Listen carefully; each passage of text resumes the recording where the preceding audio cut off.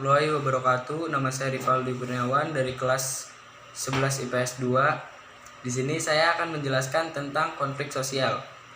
Konflik secara etimologi berasal dari kata kerja Latin yaitu con, yang artinya bersamaan dengan frigere, yang artinya benturan atau bertabrakan.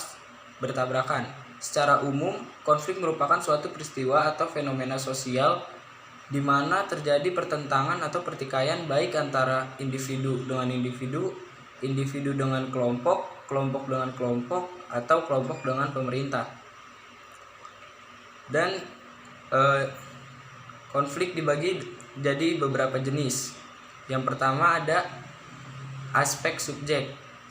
Aspek subjek dibagi menjadi 3. Yang pertama konflik personal, kedua konflik interpersonal, ketiga konflik interest.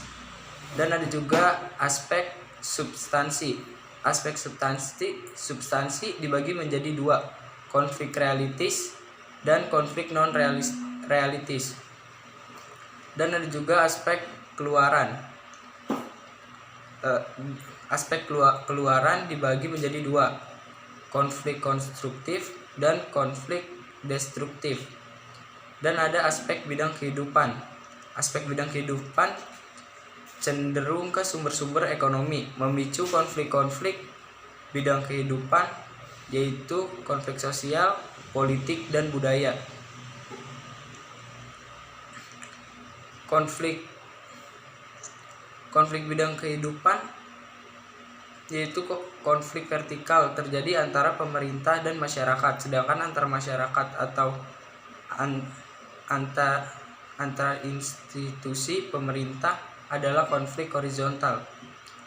Aspek bidang kehidupan dibagi menjadi 4, prakonflik, konflik tertutup, konflik permukaan, dan konflik terbuka. Dan ada juga konflik pribadi. Konflik pribadi adalah pertentangan yang terjadi antara orang per orang. Dan ada juga konflik rasial. Konflik rasial adalah pertentangan kelompok ras yang berbeda karena kepentingan dan kebudayaan yang saling berlawanan. Dan ada juga konflik politik. Konflik politik merupakan konflik yang menyangkut golongan-golongan dalam masyarakat maupun di antara negara-negara yang berdaulat. Dan ada juga dampak positif suatu konflik. Yang pertama, menciptakan kelompok baru. Yang kedua, dapat berfungsi sebagai sarana untuk mencapai keseimbangan antara kekuatan-kekuatan dalam masyarakat. Yang ketiga, meningkatkan solidaritas antara anggota kelompok. Yang keempat, mengurangi rasa ketergantungan individu atau kelompok. Dan ada juga dampak negatif suatu konflik sebagai berikut. Yang pertama, memicu rusaknya hubungan antara individu dan kelompok.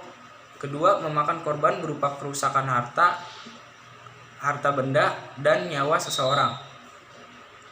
Yang ketiga, berubahnya kepribadian para individu yang terlibat, baik yang mengarah pada hal-hal positif maupun negatif. Yang keempat, rusaknya hubungan antara individu dan kelompok. Dan yang terakhir, menimbulkan dominasi dari kelompok yang menang atas kelompok yang salah. Sekian, terima kasih.